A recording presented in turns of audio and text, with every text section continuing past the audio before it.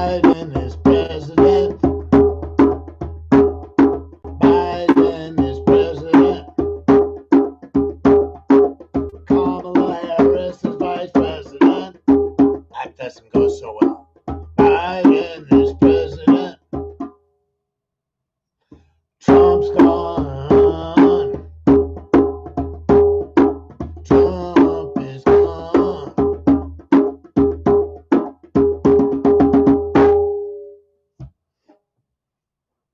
A little inauguration music. I wasn't invited to the inauguration to play.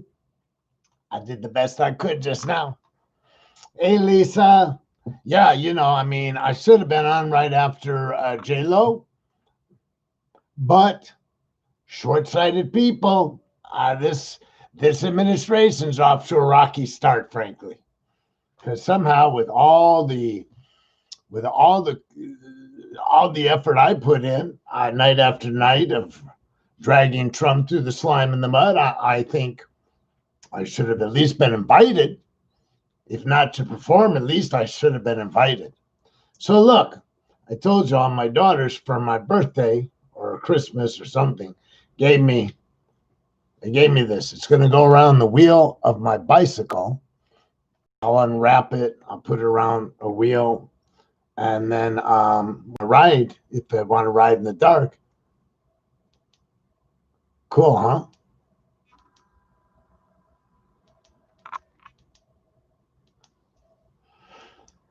Okay, we're off to a rocky start, just like the Biden administration.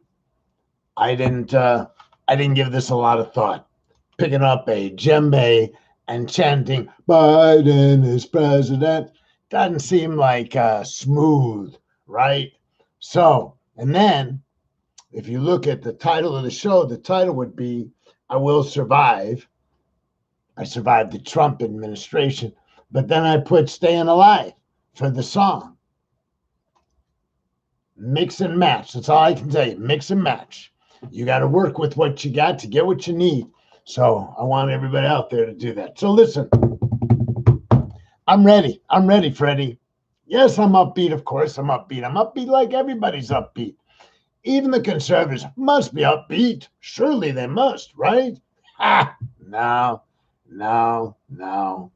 Some of the posts that you've seen today, if you have me and my page, you're like, oh my God, really? Not on my page. I'm talking about people that I'm friends with, that are lamenting, what will happen to us in the time of the Biden presidency. Personally, I can understand a certain amount of anxiety, but not a lot of anxiety, because let's pretend for a moment that the Trump presidency was quasi-successful. Let us use our imaginations. Hi, Mark and Ann. Let us imagine that at some level, we felt like the Trump presidency was successful. He helped deregulate air quality, and we were all into that. Some of us wanted the climate accords, but a bunch of us really wanted deregulation of air quality because we own stock in oil companies or coal companies. I don't know. So, and let's say that some of us had our jobs taken by Mexicans because we used to be landscapers, and now look at us, right? So let's pretend for a moment that something during the Trump presidency in terms of policy went okay.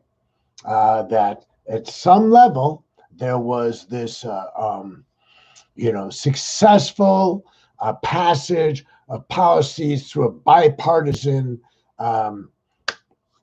they can't call it a consensus, can they? Is a consensus the same as unanimous? I don't know, and I don't want to stop to Google right now.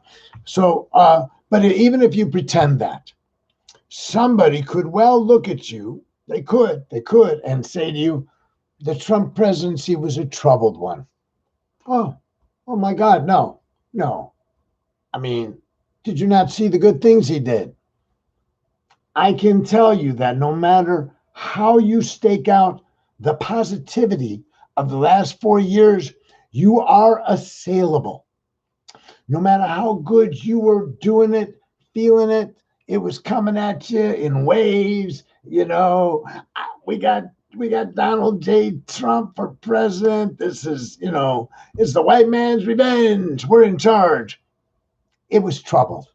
And if you didn't recognize the trouble, then that speaks volumes. For instance, the implication that we were too tied in with Putin, that could be troublesome because we are historically an anti-communist country who has been at war, a Cold War with Russia since 1948.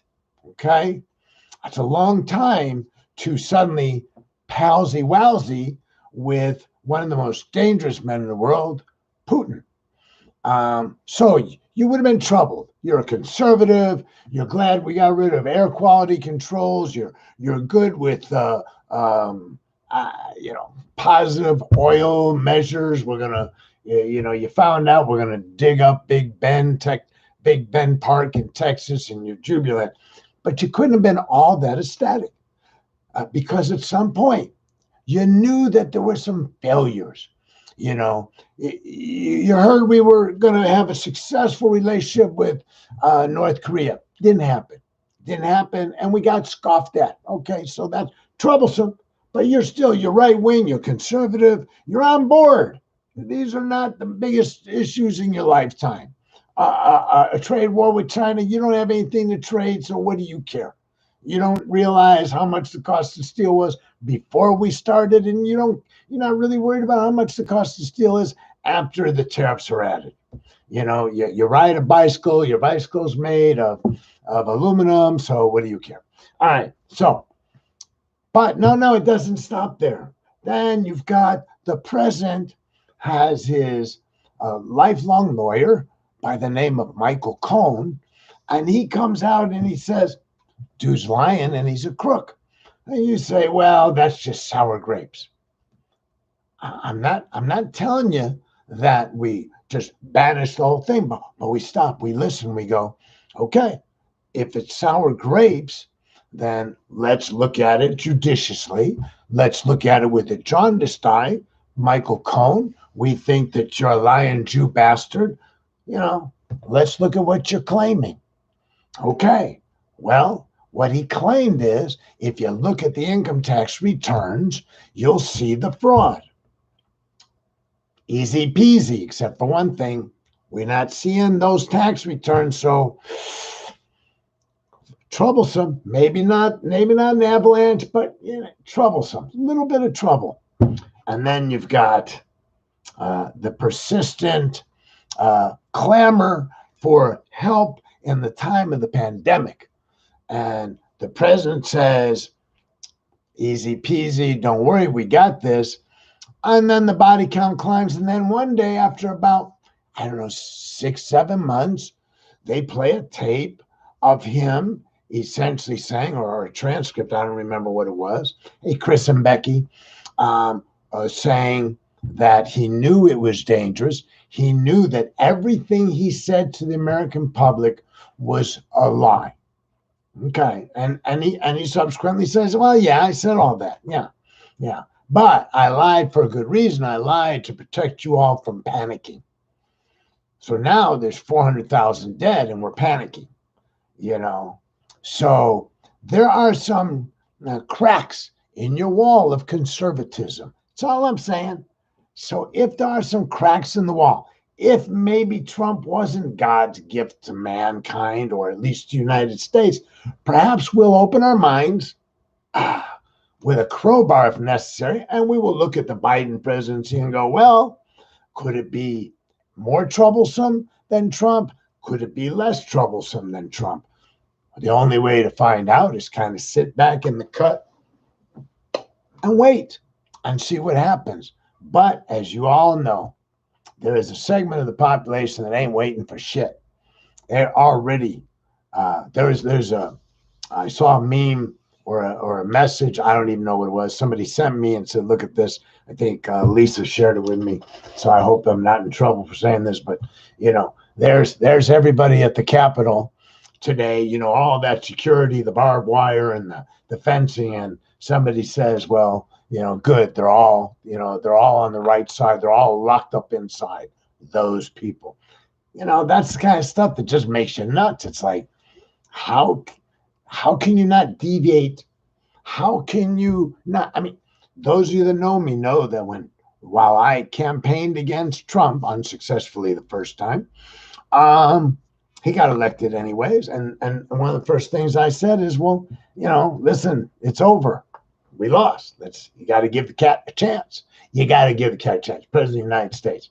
You got to listen, see what he does. A lot of people said, well, he's a jerk, and he's vile, and he's a misogynist, but he, like so many others before him, he will rise to the level that the presidency demands of a man. Okay. He will, once he finds himself in office, surrounded by the pomp and circumstance of being the most powerful position in the globe, that he will adapt. So I said, hey, we don't know that that's not true. You got to cut this cat some slack. You can't start out on day one throwing him under the bus, because he hadn't done anything on day one necessarily. Yes, his campaign was based on white supremacy. I saw that. I said that. Anti-Semitism, I called it out. But once he was elected, it said to me that even though he didn't win the popular vote, he won the electoral vote, so let's give him a chance. Of course, as you all know, I quit giving him a chance after many, many months or weeks. I don't know how long I waited. I'm just vileness, just, where people started saying, okay, it's clear he's not going to rise to the challenge. It's clear that the person we know, that is Donald J. Trump, who has been sued over 3,000 times, either personally or through his companies. I mean, that was monumental. People don't realize people don't get sued 3,000 times.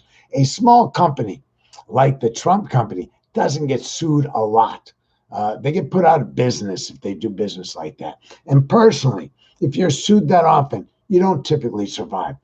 So that was a real cautionary sign, right? So, you look and you say, well, he can rebut all the negative things said about him and make us at least stand back and go, okay, well, let me observe. Okay, I don't like what he's saying, but what about these other people? What about what they're saying? Maybe there may be credibility or no credibility. Let me look at Michael Cohen. Let me look at the Steve Bannon book. Let me look at the various books written, Mary Trump. Let me just at least read them. Let me be a good observer. I read the stuff and then go, you know what? I don't believe this stuff. I don't believe that reflects his character. Okay. So then you would look at somebody like me who campaigned against him, and you'd say, why are you against him? What reasons do you have? And I was asked that, right? And then I would enumerate pretty stridently exactly why. I would enumerate the evidence that was available to suggest that we were on the wrong path. And I did it. I did it with a reasoned tone. And I did it with facts that I could back up. That is, I could back it up either through video or audio or written stuff, right? I didn't just jump in the fray. I never threw Trump under the bus merely for appearances. I didn't get into his hair. I did call him names based on the way he looks, but that was well into the whole deal of I'm just going to mock him at this point, right? But initially, all the efforts to stake out my position with reason was to cite things that I could listen. You cannot, I talked about this before, you can't go into a court of law and assert things that you don't have a foundation for. Okay, in fact, there's an objection in the law. If you're in a court and you make an assertion The other side can say lacks foundation, that statement, that factual statement needs a foundation. Otherwise, you can't introduce it and a judge can eliminate it. So I give you an example. I'm doing a drug trial and I knew that the officer had lied on his police report. So he said my client didn't stop uh, before he turned, no, that he violated don't turn on red sign, excuse me. But it was ambiguous in his report. He was clearly ambiguous, and I wasn't sure which way he was going to go. So got pictures of every angle of that intersection. And when we got to the trial, and the police officer took the stand, and he committed himself to the story. And I asked him by way of clarification, do you mean that my client turned right after he stopped? And he said, yeah. Okay, so that means that he turned right on red where prohibited.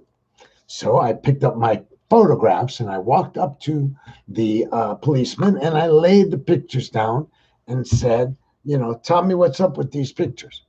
What did they depict? On the other side, the prosecutor said, I object, Judge, lacks foundation. Okay, she would have a case, but for one thing, the officer was in a position to look at the photographs and establish that they fully represented, that intersection. I had the street signs in the photograph. And the judge said, yeah, he's laying the foundation. You must lay the foundation to introduce facts. We talked about it yesterday. If you have an expert on the stand and you want that expert to testify to something, to clarify a scientific formula, you have to lay a foundation that they know what the formula is. How do they know what it is? And then they have to be able to explain it in lay terms, right? So I try to always lay the foundation in my arguments. If I bring you an argument, whether it's about Trump or it's about my next door neighbor, whatever it is, if I indict them, that is, if I allege that they've done something wrong, criminal or social or whatever, I will try to cite you facts. And by facts, I mean things that are historically immutable. Okay? I say my neighbor damaged my fence. My neighbor says, I never damaged your fence. So I take a picture and I show where they crashed into the fence with their lawnmower and damaged the fence. I got a photograph of it. I'm going to try to establish veracity, truth, honesty, right? And if the other side cannot rebut it, if the other side cannot say, oh, that picture was taken 3 years before, like for instance, if the cop on the stand about the drug case had said, yes, this is that intersection, but these pictures could not have been taken in proximity to the time of the arrest because there's a sign there that says no right turn on red. As it is, he had just made up the whole thing about the right turn. He had to admit it. I mean, he didn't admit he made it up, but he admitted that was the intersection. The judge looked at the pictures. He saw what I was getting at. My client could not have committed the infraction that the police officer used to pull his vehicle over and subsequently arrest him for drugs being in the vehicle. So you got to lay a foundation, and I do. I always try to. And my point was going to be, despite doing that, at least initially for the first year or so in the Trump administration, I was unable to get anybody to recognize facts as a viable argument. I didn't get anybody who acknowledged facts as having significance in supporting my position. All I got was, well, you haven't proved it. And you get to the point where you're like, I don't have to prove it anymore. You asked me to prove it, and I gave you facts, and you haven't done anything with that. You just said, I'm not buying it. I don't believe it. I've had people say to me, the videos you refer, those were photoshopped or whatever the word is. I've had people say that the studies are untrue, factual studies, empirical data, where such as COVID. Okay, we know a lot about COVID because they've been studying COVID.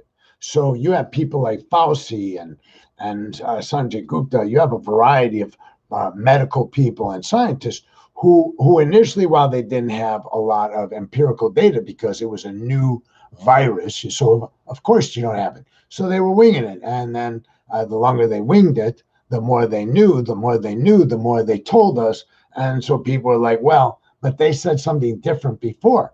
And then Fauci would come on and he would say, I said that before because I didn't have the information in order to state unequivocally what. So I was using my best knowledge and experience when I said, don't wear a mask.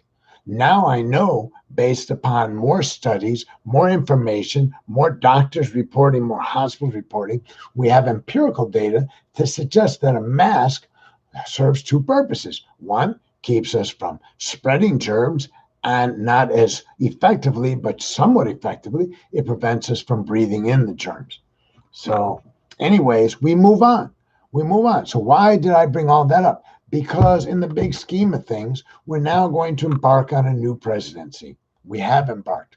And if people aren't willing to give Biden the benefit of the doubt for at least a couple of months, if they're not willing to accept that he may just be a good president, then they're not even doing as much as I did when Trump was elected. And I was vehemently against Trump. So why?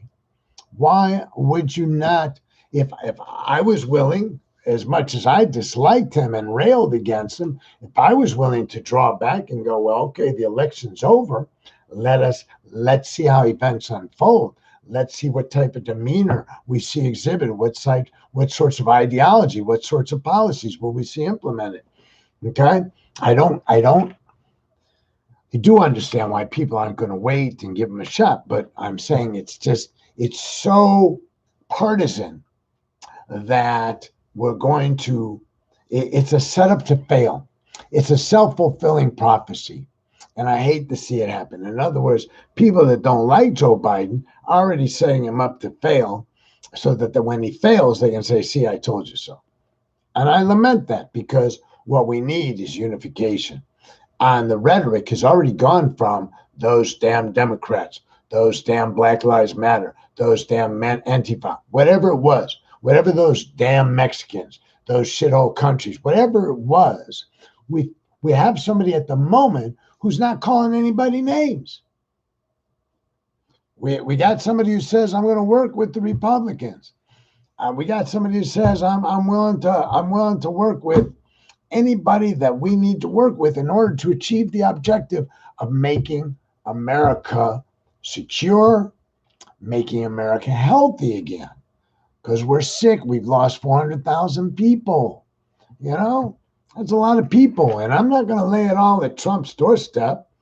I think an argument can be made to do that. But I'm not going to do that because, it was a pandemic. It is a pandemic.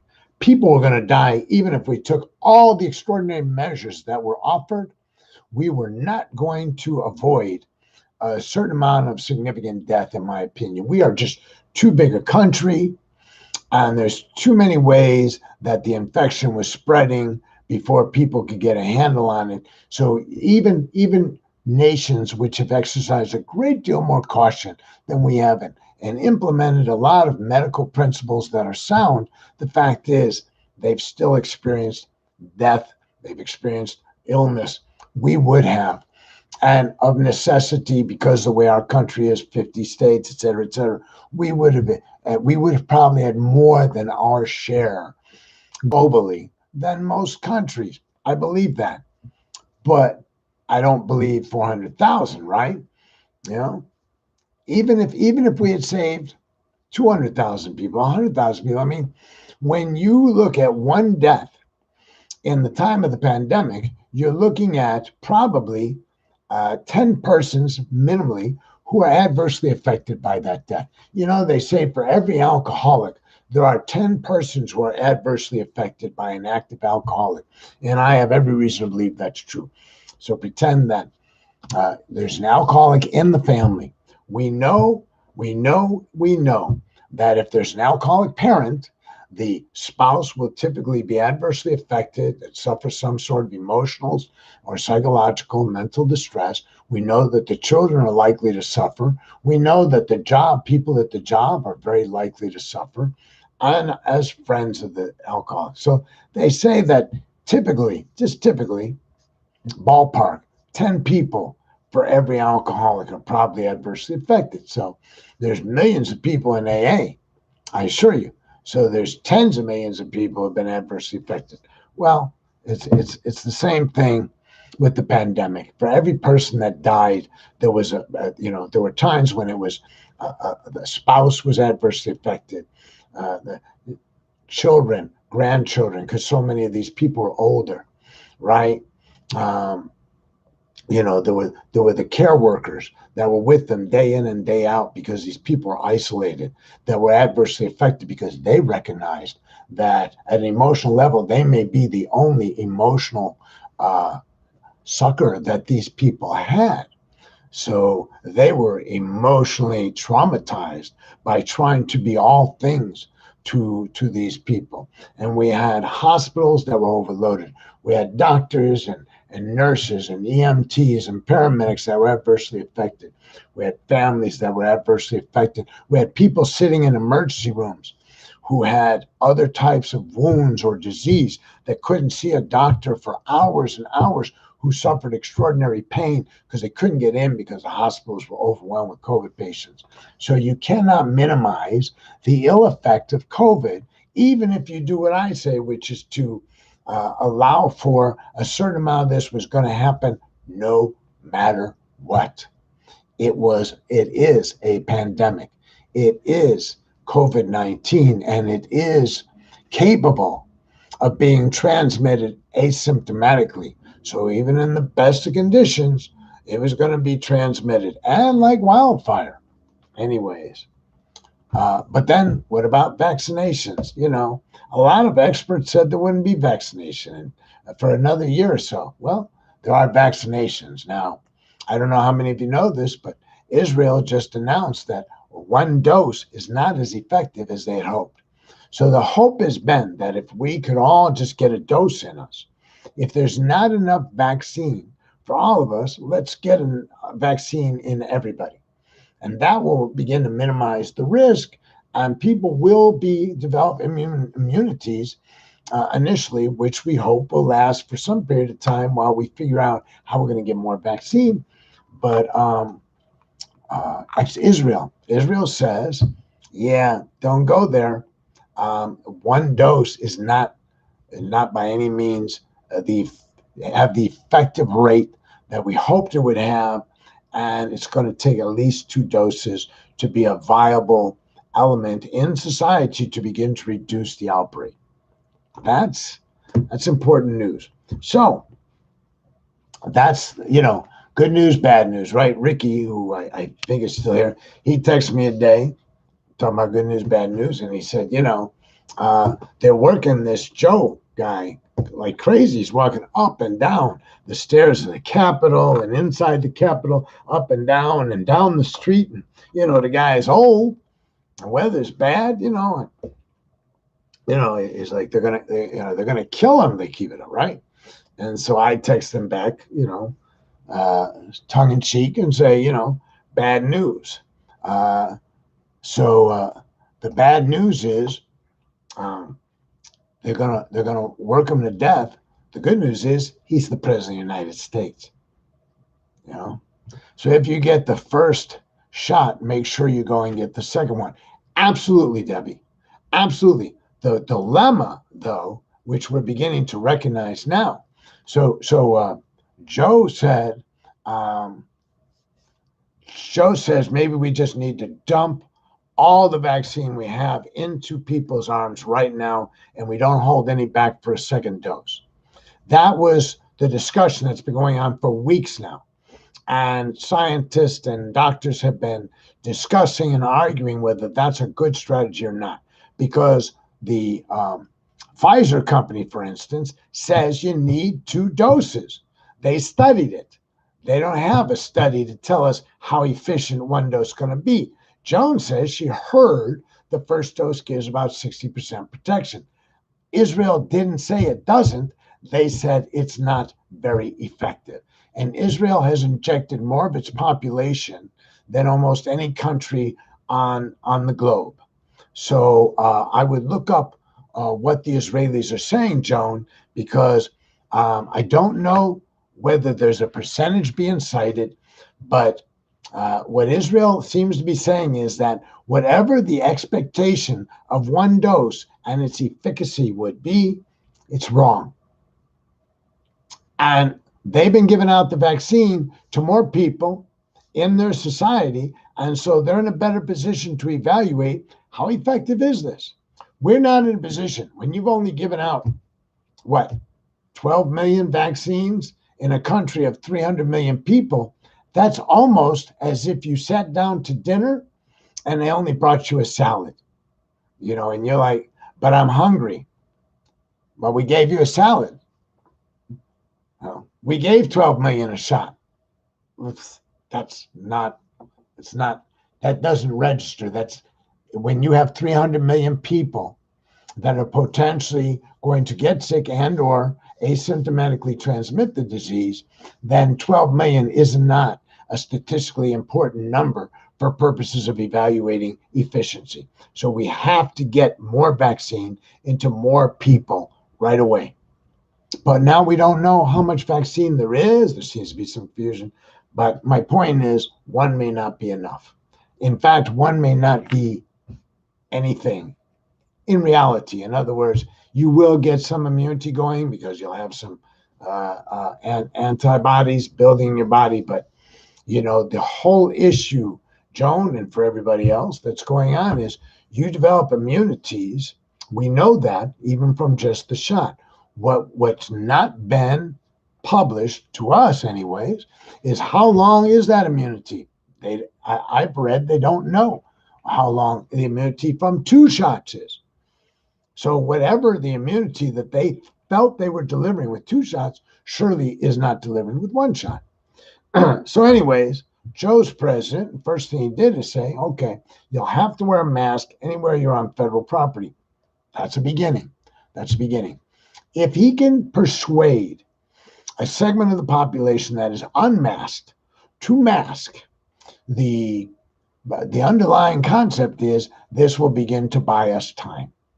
Okay. Debbie, you're saying 1 year. Again, I've read a lot and I've watched interview after interview, and I'm seeing more and more doctors say they just don't know. You can't say 1 year, Debbie, and I'll tell you why. Because nobody's been vaccinated for a year.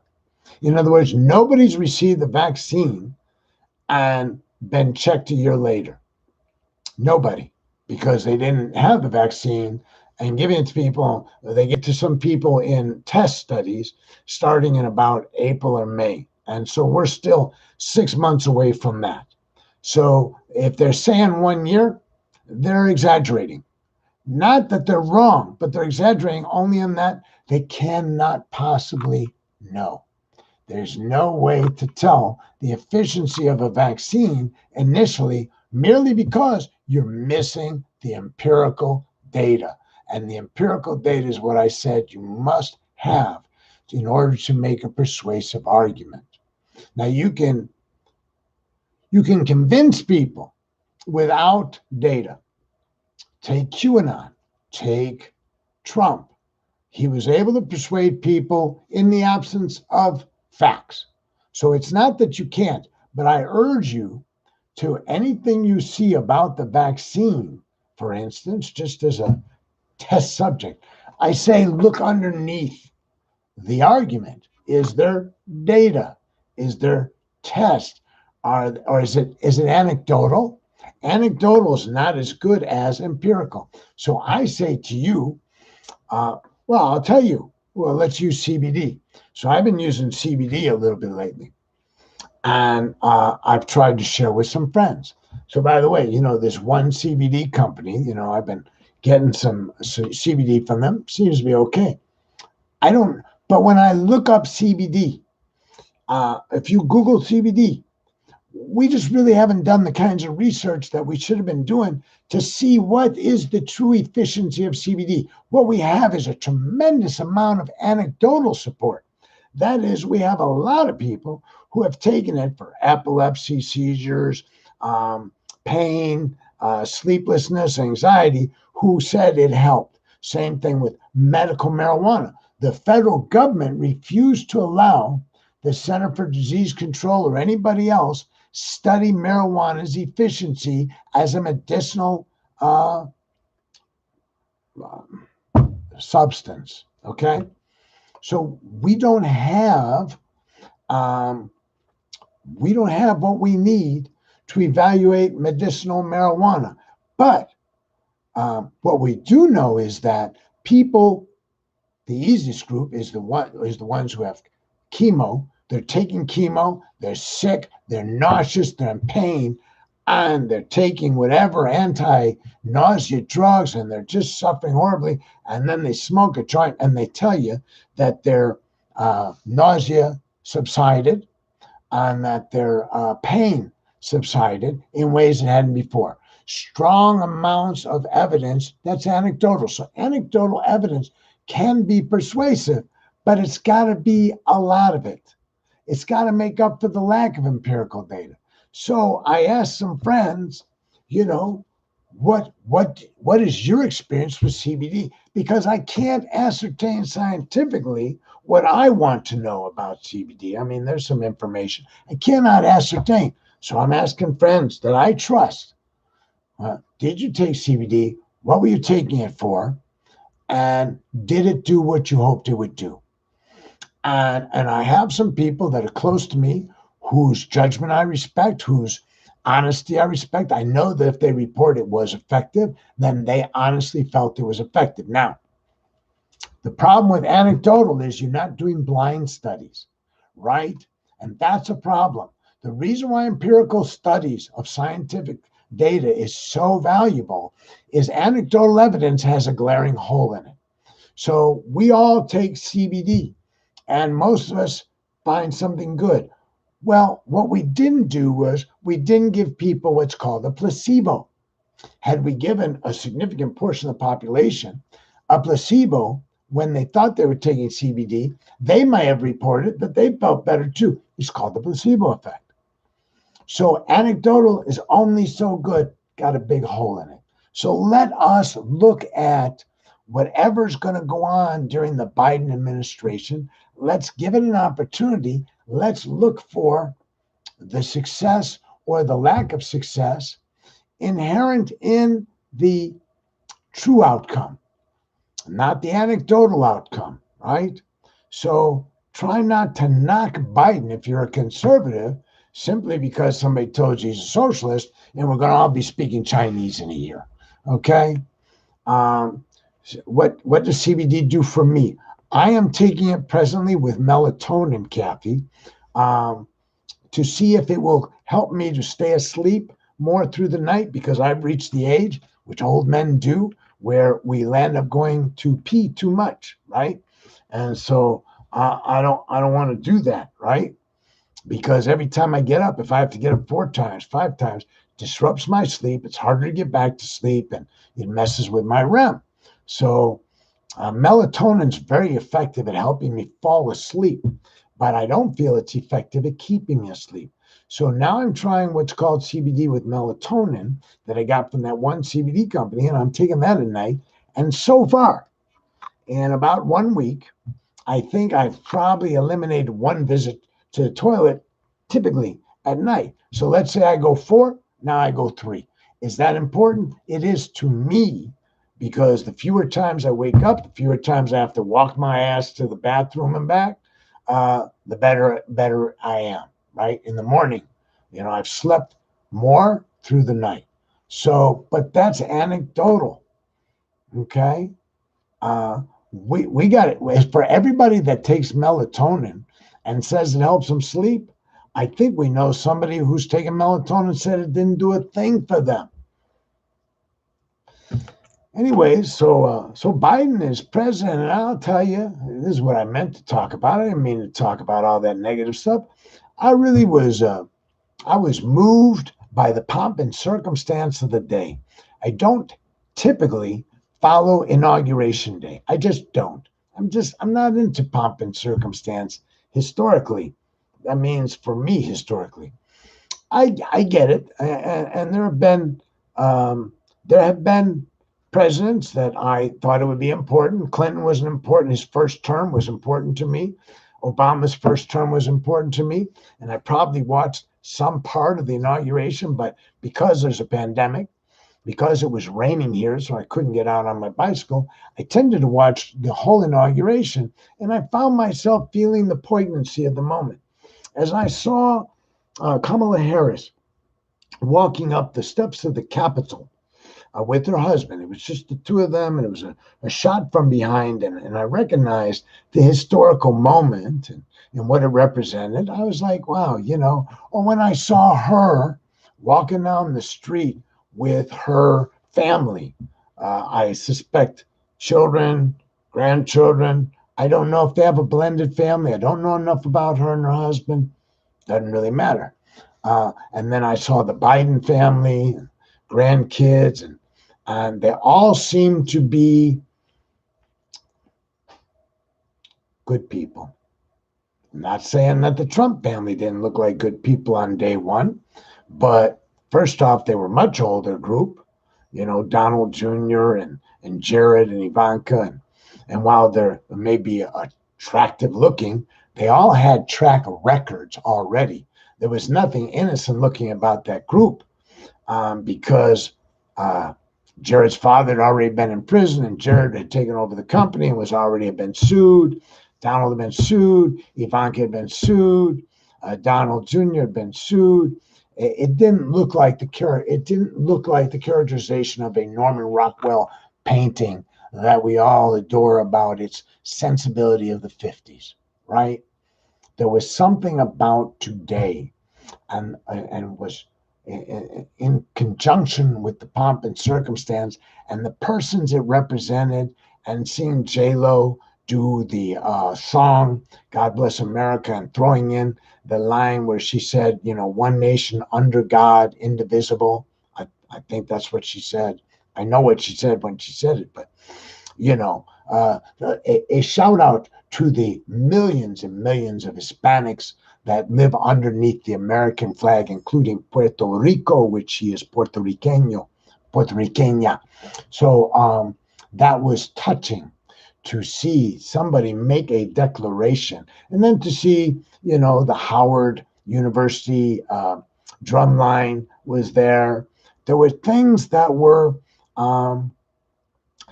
yeah, thank you. Scott says back to American values. Kathy says I was extremely impressed by the young lady who recited the poem, Amanda Gorman. And I wasn't home when she was doing her thing, but everybody I've talked to, including yourself, Kathy, has said it's a must see, a must see. And so I absolutely plan not to go to bed before I watch a video of her reciting the poem. And I now that you mention, I did see Maya Angelou, who recited a poem at inauguration. I remember that, and I remember how touching that was. So I have seen bits and pieces of inaugurations, and I like to think that the bits and pieces that are available, some of you watched the whole day, some of you watched only moments, but I think I'm hoping that if we shift. If only the 80 million who voted for Joe Biden and Kamala Harris, if only those 80 million are feeling a sense of relief, like Lisa, and feeling that the direction that we're in is not as wrought negatively as it was. If the other 73 million, are going to tie themselves to the disaster part of the story, at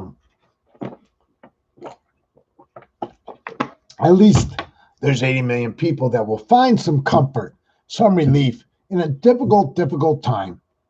You know, there are presidential historians. There are people who've dedicated their lives really to writing biographies about the presidents of the United States. There's two in particular. There's um, Goodwin, this woman Goodwin. Why can't I remember her first name? And then there's Beckenschloss, a guy, and they both say the Trump presidency, from what we all know, will come up as probably the worst presidency in terms of things that unfolded in the 4 years, problems that, uh, as I said, the cracks in the wall. That even if you like Donald Trump, even if you liked the presidency, if you looked at it with an objective eye, you saw that there were problems. That it was not smooth sailing.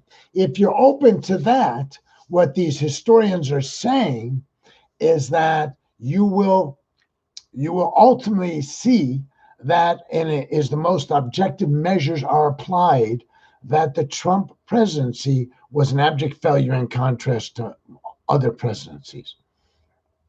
I'm not a presidential historian. Of course, it aligns with how I feel. Ricky says he felt relieved when Air Force One went up. And you know what? Thank you for saying that.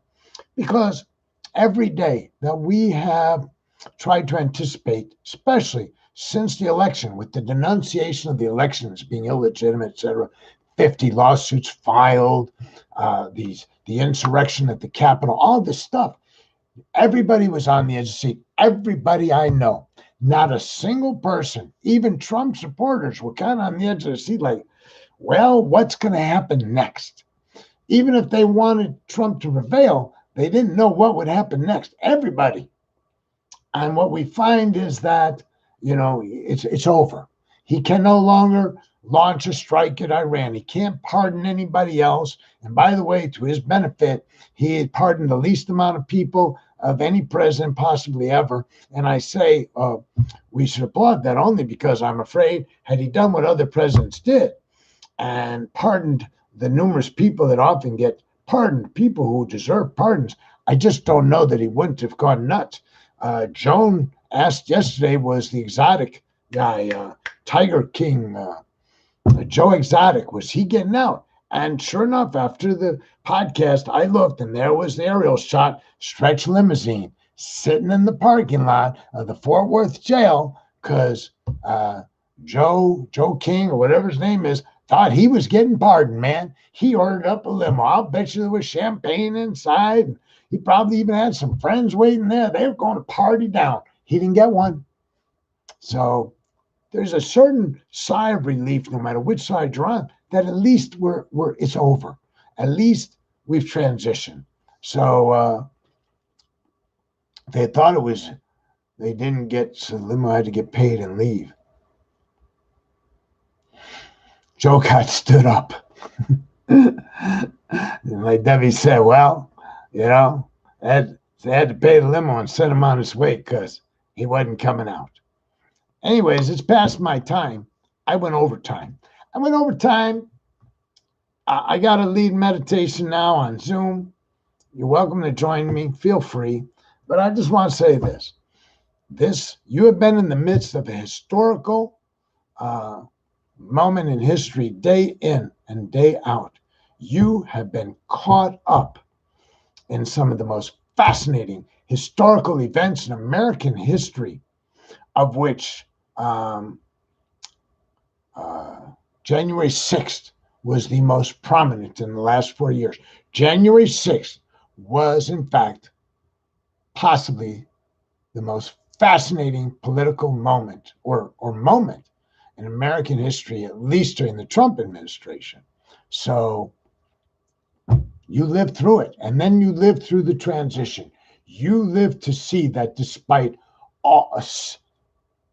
tens of thousands of people operating in unison to try to prevent Joe Biden from assuming the presidency after the election, despite 80 million people voting, you lived to see the historical transition of power to Joe Biden and Kamala Harris.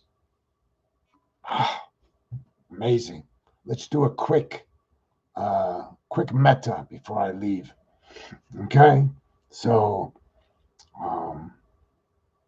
Lil Wayne and Kodak Black got pardoned. If only I knew who they were, but I've heard the names.